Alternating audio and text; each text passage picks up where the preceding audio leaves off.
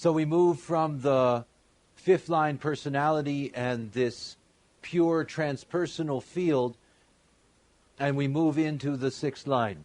Remember that whenever we're dealing with the sixth line, we're not really dealing with the essentials of the hexagram itself.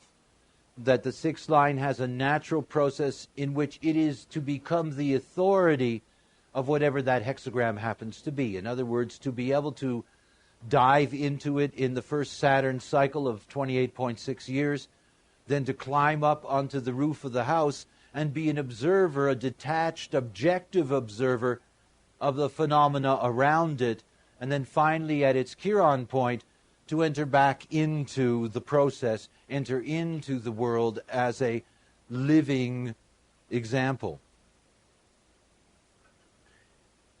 This business of coming off the roof, it is easier for 6-3s than 6-2s because 6-3s never stay on the roof very long.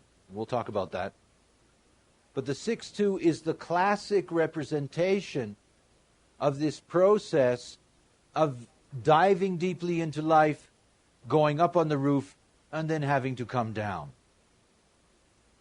In dealing with the sixth line personality, for the first time what we're looking at, we've already seen the 6 twice. We have seen the 3-6 and the 4-6. And so here in its final stage, we get it at the personality level. Now you've already seen that in the harmonics of changing crosses that there is repetition. In other words, that the 5-2 and the 2-5. And so you have similar themes, but please understand something. The personality dominates, always. Just as it dominates in your own design. We have conscious access to the personality. We do not have access to the unconscious. And though the 3-6 and the 4-6 have to live out the sixth line theme, they live it out in a sense as victims of it. Remember their potential to feel like martyrs, because it's coming from their unconscious. However, the sixth line personality is very different. After all, it is right there. It is consciously involved with what it is to be a 6. In the first Saturn cycle, the personality 6 really is chaotic. It can suffer a great deal. And it suffers, and at the same time, because it's a third line personality in that sense, it's constantly having things bump into it. All kinds of things bumping into it. Underneath, you have the second line hermit. So here we're dealing with the role model hermit, but in the early stage we're not. We're dealing with the anarchist hermit. So what happens to them is they go out, they're pulled into a situation. That situation obviously is not a role model, does not work. They become anarchistic, they break it down, and they go and become a hermit. They run away. But they can't stay away. They can't stay away because that third line keeps on pulling people into them, and their second line unconscious is always drawing the projection of others. So they're in a helpless situation in that first Saturn cycle. They're constantly going in and out of things, always trying to find the right place of retreat. So one of the things that you'll see about 6-2s in the early part of their life is that they're constantly being driven to look for their retreat. And of course they don't get it until they get out of the Saturn phase and they climb up onto the roof of the house. Then they get that retreat that they so look for. You know, leave me alone. All of this is trial and error. It's only made me pessimistic about life. I don't really want to have anything to do with this anymore. Let me find my place of retreat. I've talked about that it's not necessarily easy to come down off of the roof. Well, it isn't necessarily easy to get up either. That's something else to keep in mind. The chaos can really suck you in, and you can be trying to claw your way up onto the roof with all kinds of forces dragging you back down.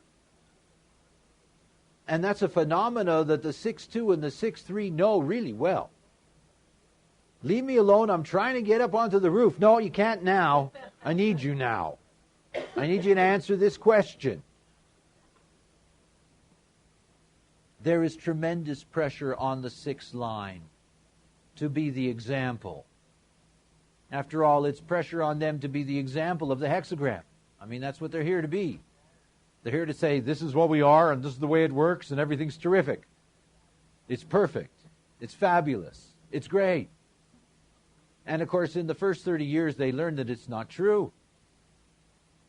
Remember that the gift of the third line, and the gift of the third line theme in the 6, is to find out what doesn't work and let go of it. And once you've recognized what doesn't work and you let go of it, you can have a transpersonal potential to pay off your karma to those people who are coming to you for your objective advice. I mean, that is, after all, the whole key to the 6-2 life, is that it needs to have the right experiential field early in its life in order to be able to develop a clear objectivity later. Again, that comes back to having 6 children. You know, the 6th child makes its parents nervous because it does bizarre things. You know, they have this whole thing about their child is going to be the little role model. And their little role model ends up doing things that are not little role model-ish. And then they end up getting into a lot of trouble because of that. And of course, every time they get into trouble, that unconscious of theirs says, where is the place that I can get away? Where is the place that I can find that they will leave me alone? The projected attitude. You know, the 6th line is an administrator. And the thing to recognize about the administrator is that this is the democratic unconscious underneath. Now, what that's really saying is, in the first phase of the life in the first Saturn cycle, it's that it's saying, I don't want to administrate anything. Nothing works. You do it. Leave me alone. Don't come to me and ask me, I don't know. Leave me alone. Remember the dilemma of all second lines. They're naturals. It doesn't mean they know how or why they do what they do. And they're always under pressure when anybody has an expectation, because they don't really know if they can fulfill that expectation, because since they don't know how they do it, they don't know if it's always going to be there. Now remember, we've seen that the 6th line has a deep theme in it, and it's all about trust. When they begin to trust in their natural ability, then they don't have to be uncomfortable with the fact that they don't know why it works. They can just trust in it. And out of that, they can be of real value to the other.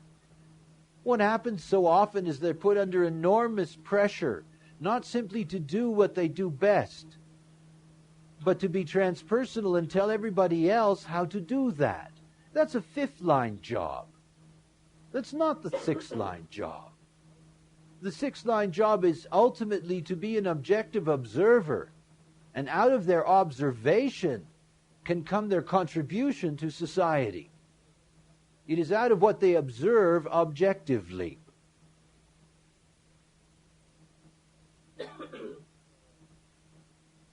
The limited perspective is the optimist.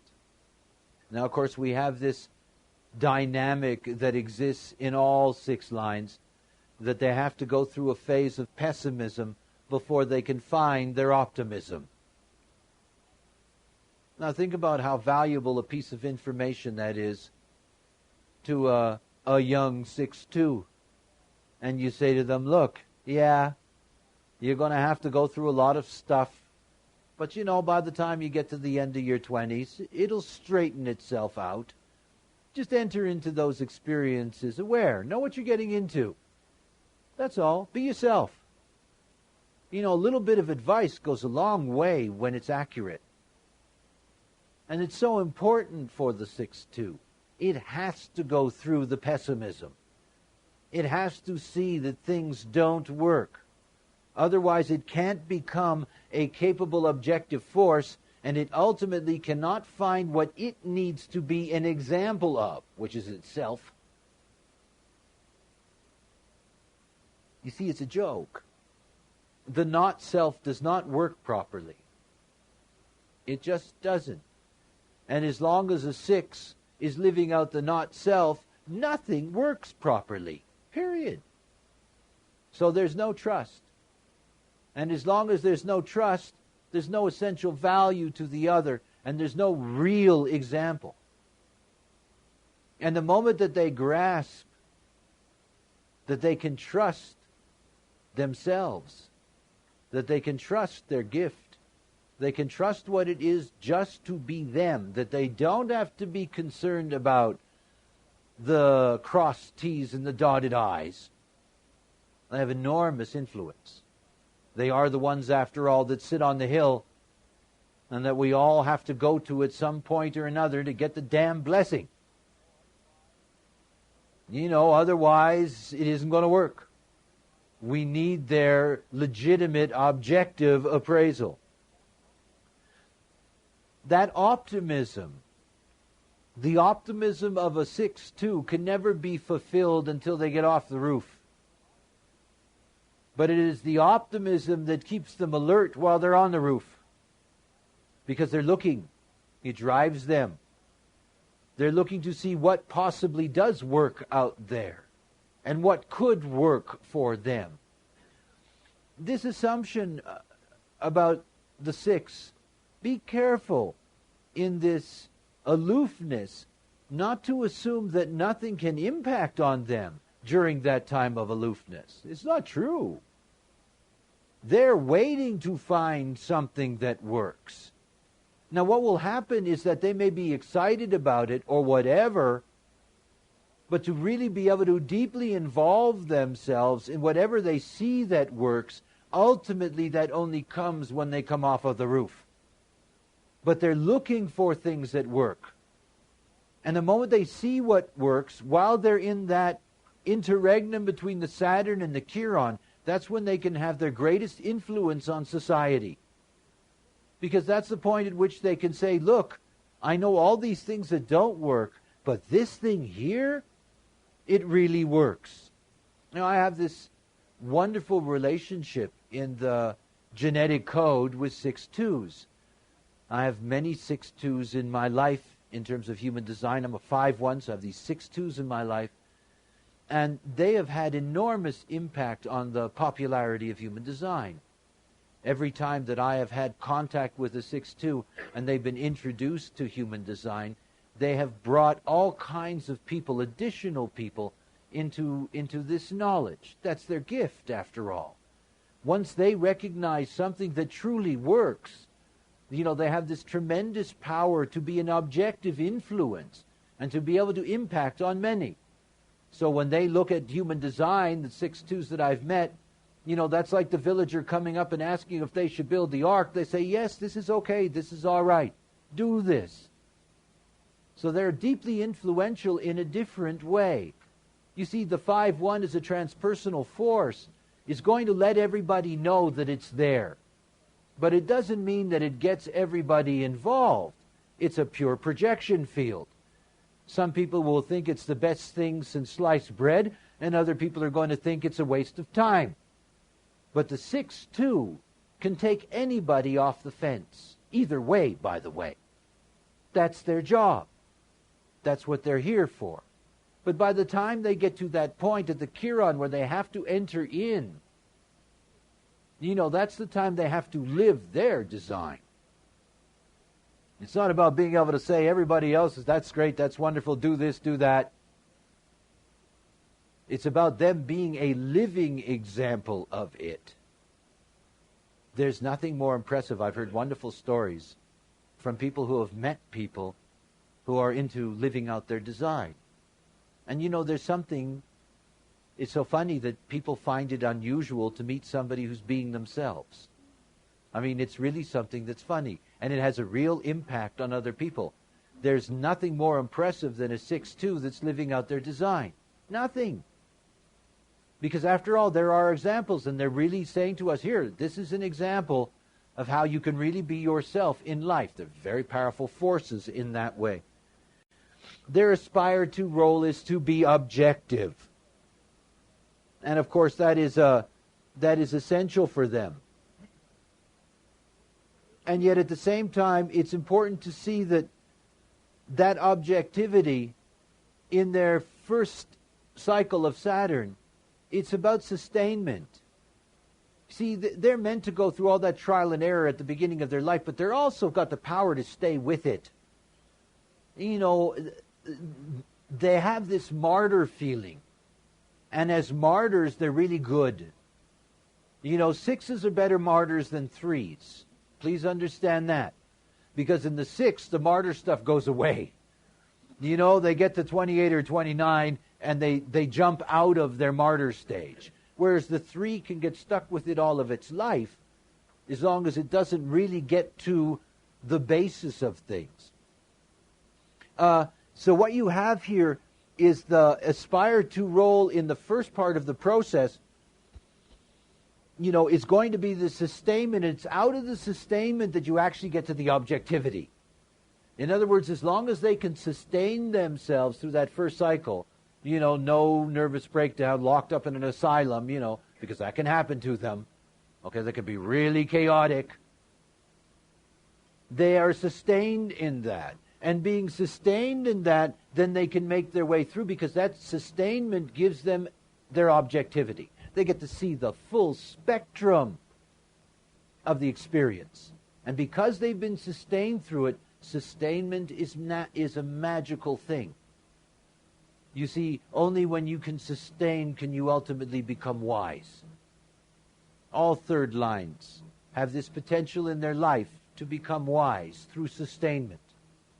As long as they stay with it, they stay with their life process. If they stay with their nature, they will come to recognize the beauty that lies within themselves, and they will get to see real wisdom within themselves about the nature of their lives. So this sustainment is a very powerful force. It leads to that objectivity. Underneath, you have harmony.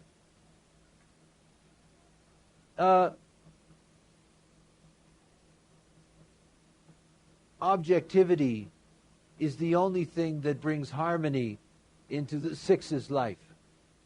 And they only begin to meet harmony when they get up on the roof. They get up on the roof and others seek them out.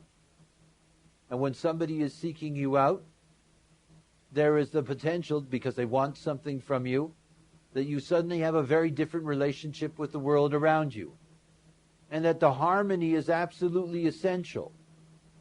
You know, the 6'2", when it crawls up to the roof of the house, is looking for a place of harmony where it can be left alone, where it can find its objective peace. It's essential for it. And so they retreat. And they retreat, and in that retreat, they find the necessary harmony for their lives. They don't have that harmony in that first cycle. And it is one of the things that is most frightening to them when they have to come down off of the roof, because the world is an unharmonious place. If we would give everybody an instrument and have them all play, which is our lives, we would recognize the incredible cacophony out there. You know, this is not the symphony that it is intended to be. It's a lot of very chaotic music. and everything about us. We are a frequency. We are vibrating. We are all music. We are parts of the great so-called music of the spheres. We're alive in the dance here. And it's essential to recognize that this harmony, that the real fear is that when they come back down, they have to step into this unharmonious cacophony, and they have to be able to hold their own tune. Have you ever tried to sing with other people, and you have to sing in harmony with them, and you got to hold your own tune, and their tune is always pulling you away from your part of the harmony? I mean, this is something really to grasp about the sixth experience. And when they come off the roof, they've got to sing their own tune. And they can't be bothered by the cacophony around them. By the way, one of the ways that you see that mechanically in life is that, people walking around with Sony headphones on, going through the cacophony of life, and they got their tune playing in their head. Because the only way that they can successfully get off of the roof is if they're able to hold their tune despite the fact that other people may not be harmonious with them. Because they can't afford to be pointing out to everybody at that point, hey, you're out of tune. It isn't going to work anymore. They're not on the roof. Nobody's looking up and saying, can you correct my notes? It's not happening. They're down in the world living out their own tune, and what they will discover is if they keep to their tune, they will meet those that can harmonize with them.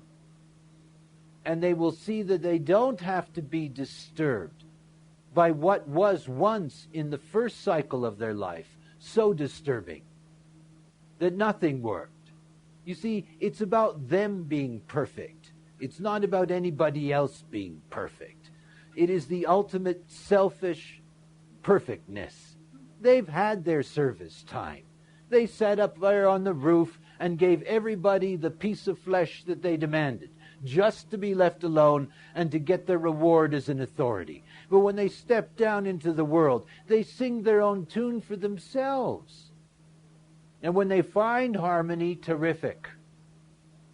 But if they don't find harmony, no pain. No pain. It's not necessary. They can keep to their own tune. They don't get lost in the cacophony. The bonding strategy. This is a complex bonding strategy.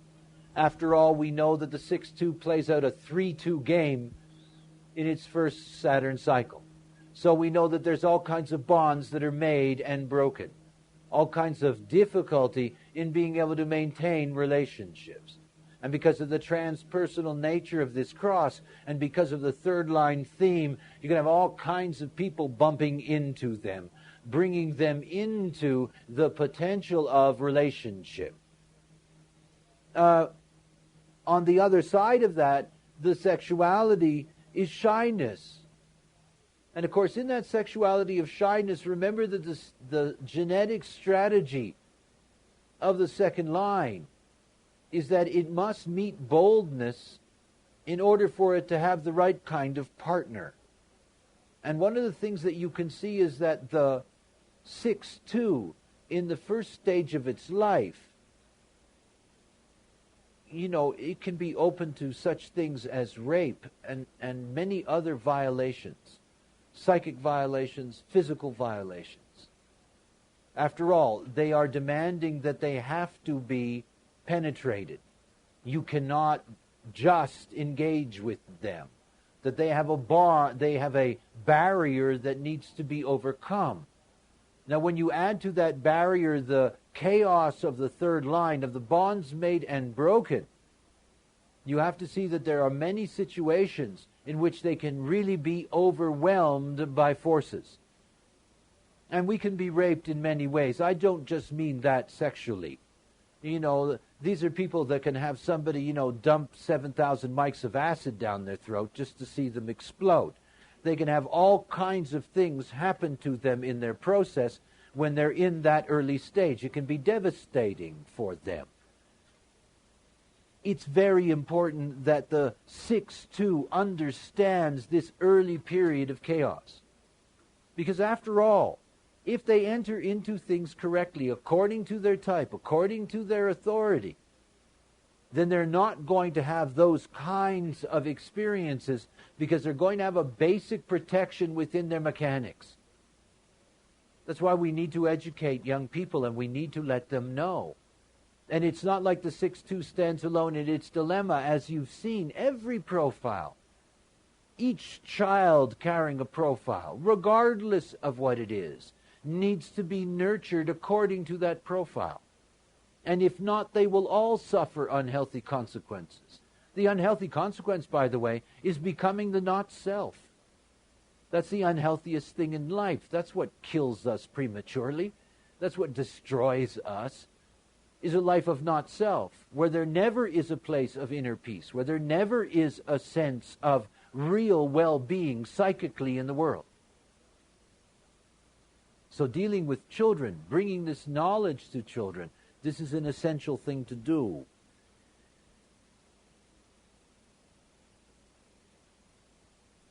The pessimism inherent in the beginning of the cycle. After all, the 6th line is a role model, and it's looking for a role model partner.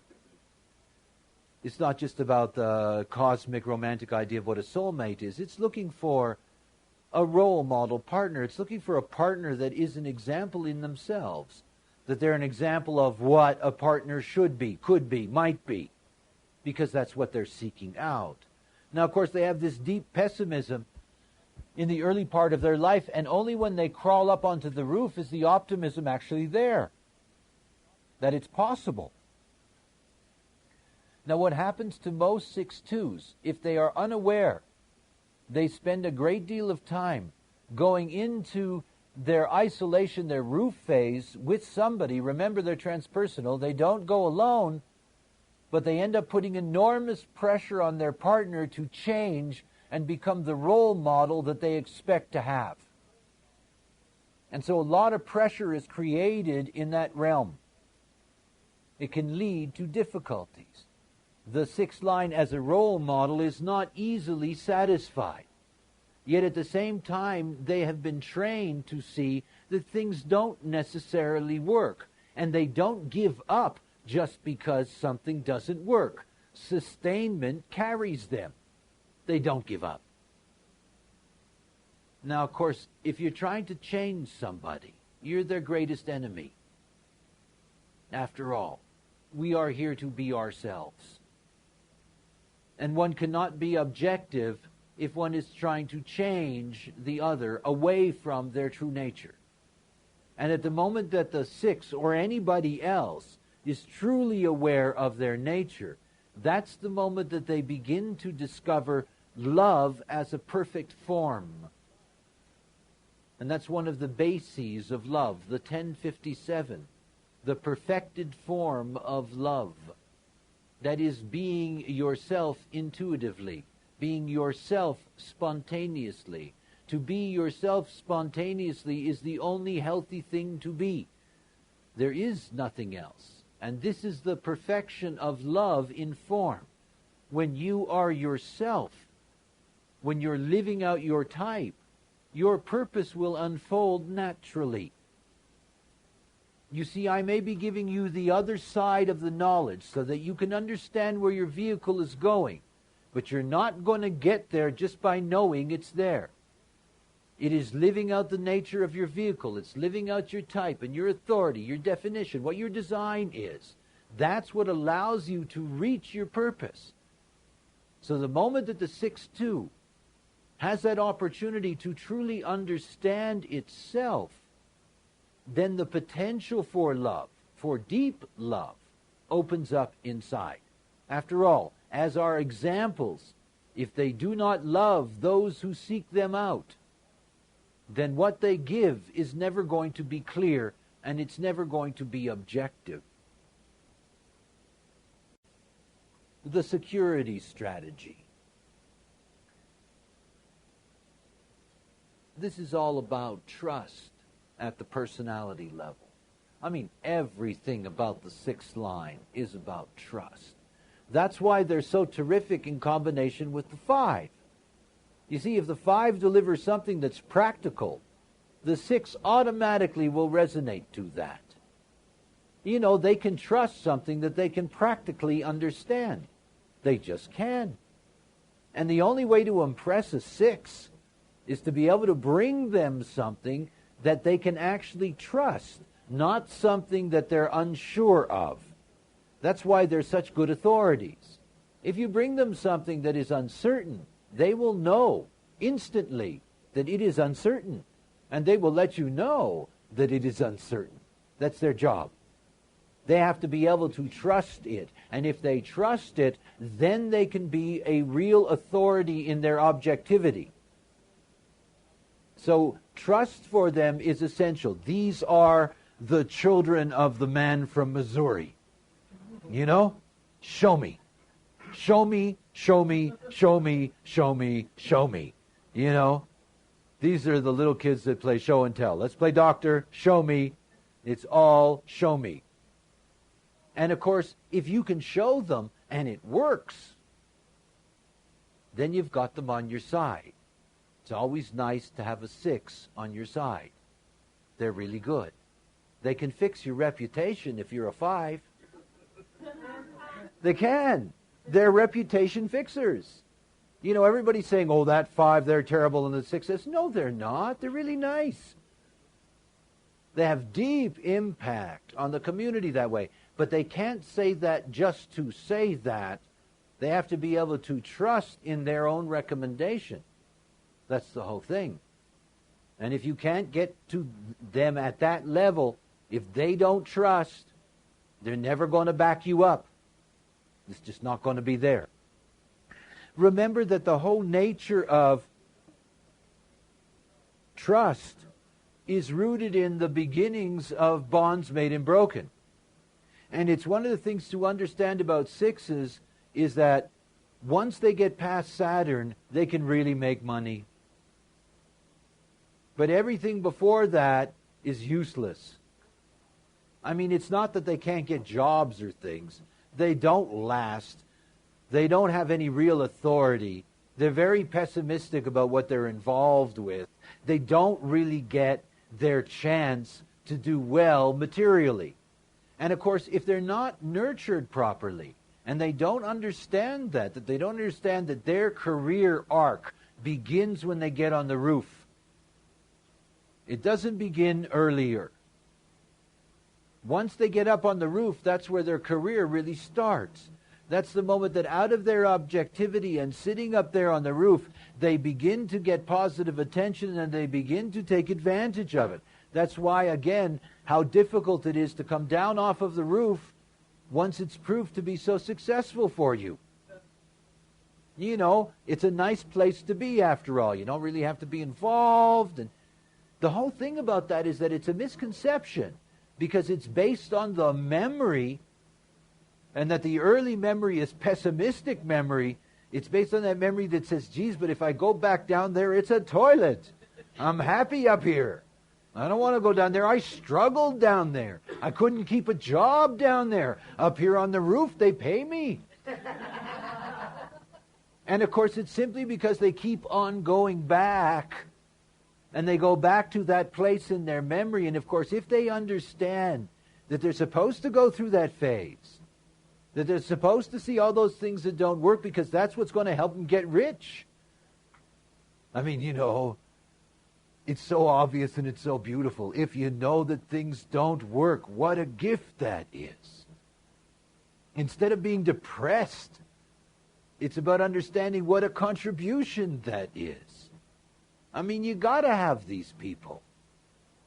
They're the ones that figure it all out. 3s are great.